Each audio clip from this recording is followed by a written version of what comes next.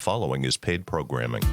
Welcome to Something More with Chris Boyd, certified financial planner practitioner and founder of Asset Management Resources, LLC, a registered investment advisor firm. We call it Something More because we like to talk not only about those important dollar and cents issues, but also the quality of life issues that make the money matters matter. Here he is, your fulfillment facilitator, your partner in prosperity, advising clients across the country, your host, J. Christopher Boyd. Welcome to Something More with Chris Boyd. I'm here with Jeff Perry, and we are ready to talk about things you need to know and think about in retirement.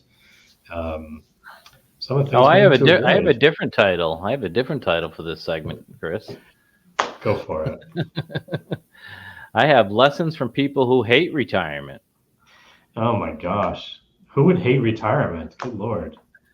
Oh, come on. You see those people who are all, all gung-ho and, in the law enforcement community, that's a lot of people, which I come from, a lot of people retire. They're able to retire early due to pensions and such. And it's a very common subject about how people in law enforcement, in the military, in other professions, people who are CEOs, people who have like really structured and fast-paced careers, they look forward to this time when they have nothing to do, or they can disengage from danger or threat, or doing things that they don't perceive that they like to do. And retirement can be very difficult for people to shift all those things, even if they seem to be desired options, like more rest, more relaxation, nothing to do, away from people telling you what to do, no more travel.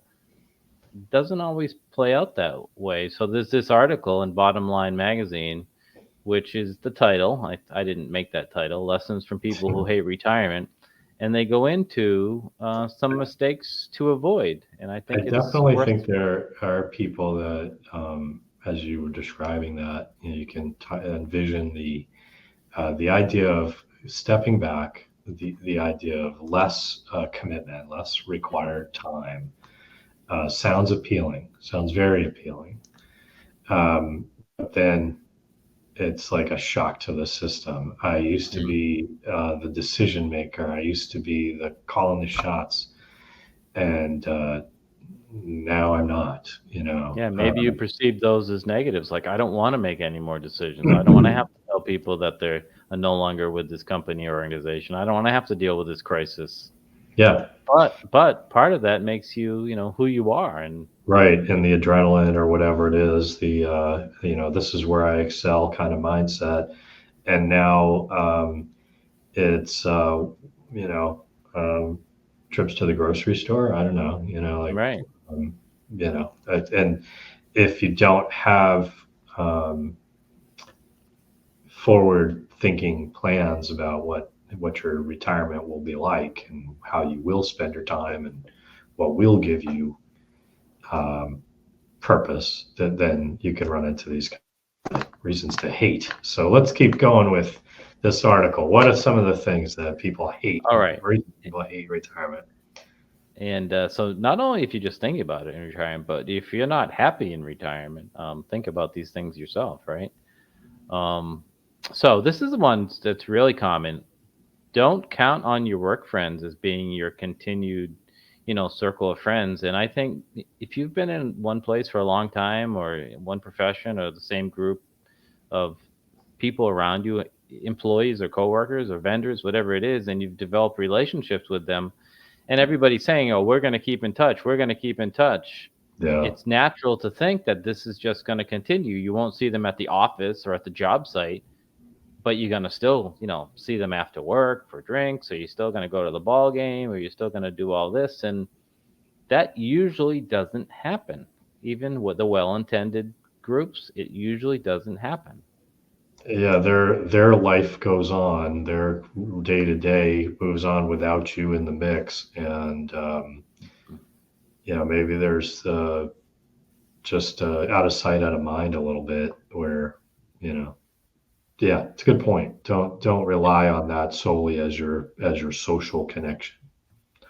And even if you are, still socializing with some of your former workmates, the conversations you're going to become less informed about, because sitting around a table having a couple beers talking about what just happened, when you know what just happened and you know all the parties, but over the months and years to follow, even if you're in that same circle, you're gonna not be and a part there's of that. only so many of them. Remember those times remember that, that only goes so far, right?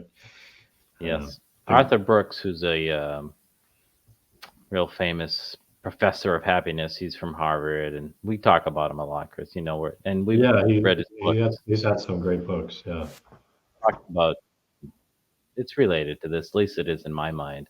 Two types of friends. When you have deal friends, and that's not meant to be negative, but people that you're friendly with because you associate with them professionally or in charitable organizations or community, all related to your profession.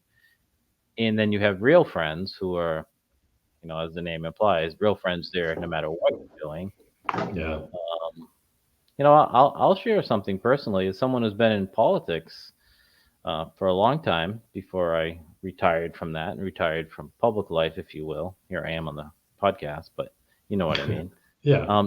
A lot of those people who were around you as a political figure, or maybe around you as a CEO, when you're no longer that, those people just kind of go away, and you really learn who your real friends are in those processes, and they're not work friends. Yeah, I think there's truth in that, and it's not purely work as you kind of elaborate there. Right. It can be various contexts, but friends of convenience, maybe another way to say it. Circumstance. We have this close proximity for whatever reason, and therefore, there's a friendliness, an acquaintanceship, a friendship that's in the moment, but not necessarily something that's a forever friend or something like that. Yeah, it's a good point. We spent a long time on the first one, but you get it. Don't count on your work friends. Be open to new relationships, etc. The next one is overthinking your purpose. Certainly, you need a purpose. I believe you need a purpose, whatever stage in life you're at. And you talked about it in the opening of the show about having a purpose. I do think that sometimes when we're so close to the forest, all we see are trees. And sometimes the idea of what's my purpose can feel very elusive. And then sometimes it can just hit you with an aha, like, oh, yeah, of course. That's what I get excited about, or that's what drives me. And so I tend to be that way anyway. I think sometimes I'm just too close to see it. And I was talking with some people on a podcast we had about this very topic. And, there are techniques you can get help in trying to kind of, just kind of gain insight.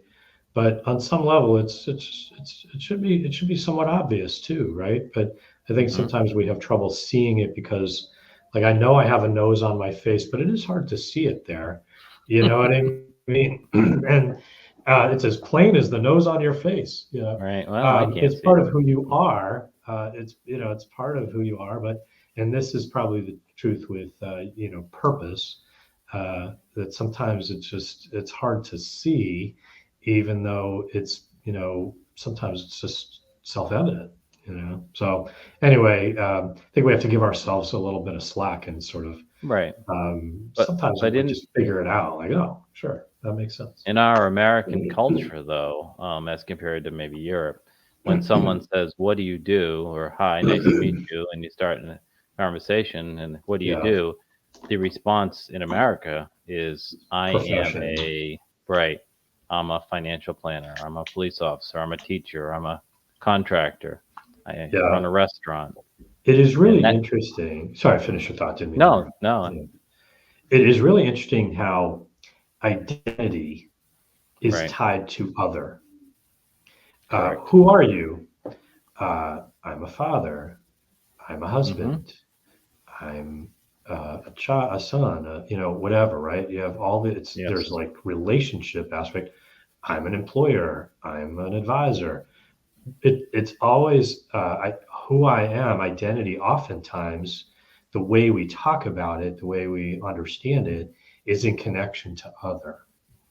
And so how do we identify that when it's not in connection to other, but Well about said. a sense of self-identity? Who do I see Right. myself to be? You know? And their purpose and identity is often viewed as exactly the same thing to people, Yeah, right? Yeah. yeah. Yeah. I totally agree. I think we tend to think of those in the same breath. You know that. But when your identity is focused on your employment, your Yep. work life, that's because for many times we've done this for many years. We've had the Right. same sort of, we became very good at whatever it is that professional endeavor or work endeavor is, that's kind of how we understand ourselves in some Hmm. respects. And so when you get to retirement, it's a very different, who am I? What's my purpose? Because I Yep. don't have that same connection anymore. So anyway, Well, if you're in that process or you're finding that, give yourself a little grace, and yeah, spend some time on it, because there's lots of ways to have purpose in this life other than your profession, certainly. yeah, well said. Yeah, just it's give yourself grace. It's not always self-evident, but it like if you give yourself opportunities to try different things and imagine different things, it will emerge. And the same thing, sometimes it's not about like um, some grand purpose. Sometimes it's just about, I need outlets, Hmm. you know, um, whether that's employment or volunteerism or whatever. It's just, opportunities for interaction. And maybe in some cases it's like, oh, I'm having an impact, or, whatever it might be. So, Some of the happiest retirees that I see around me, and I'm in Florida, and I'm not in the 55 community, but I'm in Florida, so I see a lot of retirees. maybe it might as well be. Yeah. Yeah. Yep, You're in right. Florida, so that's pretty much the state I'm where in you can. Florida, but some of the happiest people who I see who are in retirement have some type of situation, relationship where they are a mentor. And it may not be a formal mentor mentee Yeah, that's relationship. a great It might be point. something at the church where they're helping someone. It may be, mentoring young individual find their path, whatever it is. And that type of mentor relationship really gives people purpose and has great value, to the mentee in this case. But so there's lots of ways to have purpose. Yeah, it's a really good point. That brings you back to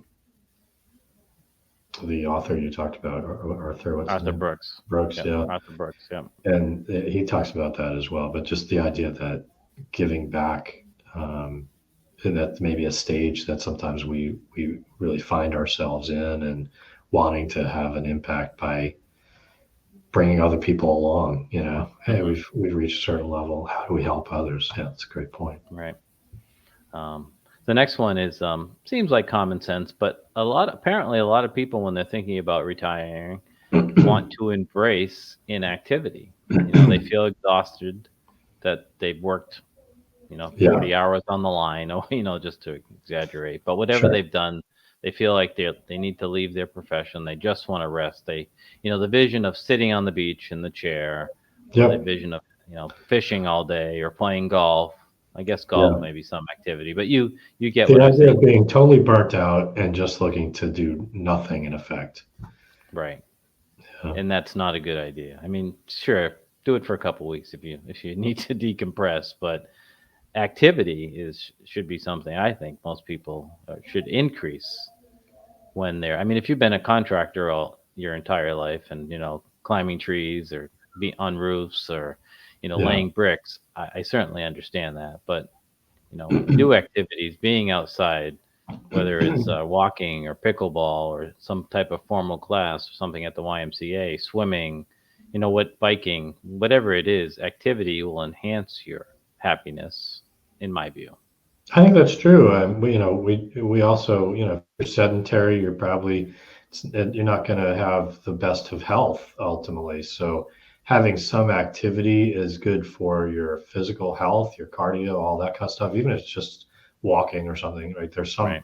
element that it's health. If you are sedentary, you'll probably gain weight in the process, right? Right. If you They also say mental health, that is to say, I totally agree with that. cognition in one Hmm. sense, And just the idea of like stimulation is good for the mind, right? And helps you process things and all that. So, and it can, at times it can be social as well. If, depending on who you are, you might prefer if you're more, an introvert, you might prefer the just the exercise for the solitude, right? Right. And the Right. opportunity to sort of process and all that. Somebody else might prefer the activity as an opportunity for a social engagement, It's a great way to meet people in a Yeah. neighborhood. Yep. So anyway, I think there's nothing um, these days, right? The idea of just sitting on the couch and watching uh, the news channel, Oh, whatever that's your gonna be news it. channel is, all day long, that's got to be bad for your health. Your In anxiety every level is going to respect. go up. Yeah, and just In every respect. you've got to have some of that. Just get out, take a break. We're all Well, news that's junkies, I think, who, the kind of people that listen to this kind yeah. of thing. So, we're all attracted to that kind of stuff. What's the latest? What's going on? We want to be in the know. We want to maybe process it, have an opinion, all of that, right? And that's stimulative intellectually too. But To a I think point. sometimes there's uh, the way this stuff is marketed, in effect, it's to hype anxiety. It's to And keep you watching. Yep. yeah, and that's not necessarily the best for No. your health. I would argue it's one of the worst things you can do. I mean, we all Yeah, enjoy our series or our shows, as people say, programs. programs. Um, Yeah, yeah, yeah, programs or movies, and there's more yeah, out there than ever before. But we do need physical activity. We do need a healthy diet, and we do need time away from the noise of the news. Anyway, yeah. Anyway, those are just a couple of things. What else do yeah. you think? I was So we're thinking talking. that the CEO who's at home Oh, and that's now he's not the boss anymore. well. That's you hit. I don't know if you're following the article line by line, but you hit a big one, and I tell you, I see this down here. Not in my house, but I'm pretty sure not in my house. Maybe I should have Lisa on as a guest. I should check on that, But right? yeah, maybe I should. I'll I should mention ask it the to her. boss if Listen that's to the this podcast. Do case. you relate to anything on it? Yeah. This the next two I'll put together is one, and we're listening to we're talking about a Bottomline magazine article where the things that people hate in retirement and common mistakes to avoid is what we're talking about. Yeah. These next two things go together: overburdening your spouse and Mhm. over relying on your children. Now, how many people say I'm retiring, and somebody asks why and whether it's true or not, but they say to spend more time with my family, right? I Yes, mean, that's right. a real common answer, and it's a good reason. I mean, maybe you've worked in a high-paced career, maybe you've traveled, maybe you've worked in a career that you had to work holidays and nights and sleep during the day, all these things that take us away from our family. It's a valid, good feeling to say, I want to spend more time with my family is one of the reasons I want to retire. But, but, and the common mistake I hear down here from just listening, around the community is he's got to get out of the house. I need my time. I hear that too. I mean, Yeah. in our office, oftentimes spouses don't want the working spouse to retire because they just Mhm. don't want them around all the time. They'd like them to have somewhere else to be some of the time. You and I are in the same boat where I would imagine you would say that your best friend is your spouse. I would, I would say that without And hesitation. yeah, same here. That we work together, so we're used to being together a lot. No, that's true. Um, Yep. but not everyone has that kind of comfort where they want to be together all the time. That kind of thing. Right. So this is just maybe a sensitivity to, particularly if you're coming from like a traditional home life where there's been a stay-at-home mom who kind of ran the household, and Good point. husband now comes home and used to run in the office or whatever, and hey, we should do it this way, we should do it that way, let's get on that, kind of mindset. It's funny because it's true, you right? know, that you're kind of invading someone else's domain, what has been their domain, and where Right. they've been the boss, and now, you really need to be intentional around that kind of mindset of deferential to each other's considerations. You know what I mean? Yeah, absolutely. That's absolutely true. We've talked on other episodes with our lead financial planner, Scott Birmingham, about the concept and the rise in gray divorces.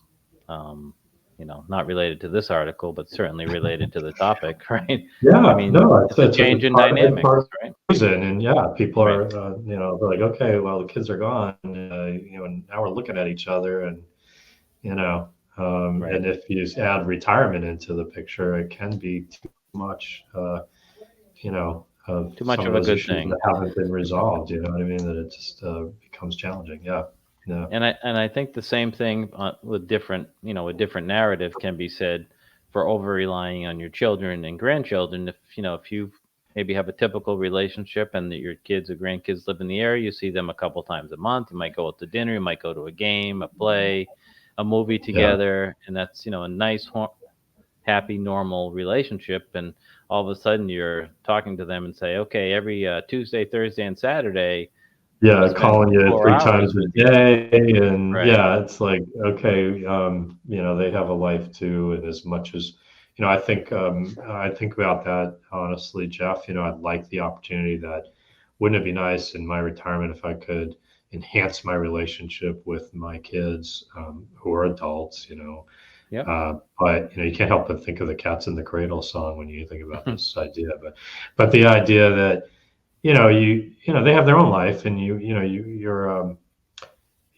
might be one of the roles, one of the players in that, an important player, story line, but not the only player, necessarily the only one, and not their best friend necessarily. They have other relationships, and you got to be respectful of that. Yeah. So yeah. Well, we're running out of time. I'll just share the. We don't have time to talk about them, but the last 3 mistakes to avoid are miscalculating your dreams, relocating blindly, and being afraid. Spend more time on that one. I know, and being afraid to spend the kids' inheritance. Maybe we'll come back to those. But if people want to check out the article, I'll put a link to it in the bottom of the podcast here. Yeah, those would be 3 good ones to come back and talk about at length another time. In any case, as you think about these issues, it's understandable that you might consider that you might benefit from help in thinking about your financial planning and portfolio management, as it helps to finance some of these objectives and goals. And although we're not, coaches in the sense of a life coach, we do run into a lot of these kinds of issues and probably can offer some helpful perspective. So if you need any help in dealing with these issues, certainly reach out to us at Asset Management Resources. So until next time, hey, keep striving for something more. Thank you for listening to Something More with Chris Boyd. Call us for help, whether it's financial planning, portfolio management, insurance concerns, or those quality of life issues that make the money matters matter. Whatever's on your mind, visit us at amrfinancial.com or call us toll free at 866-771-8901 or send us your questions to radio@amrfinancial.com.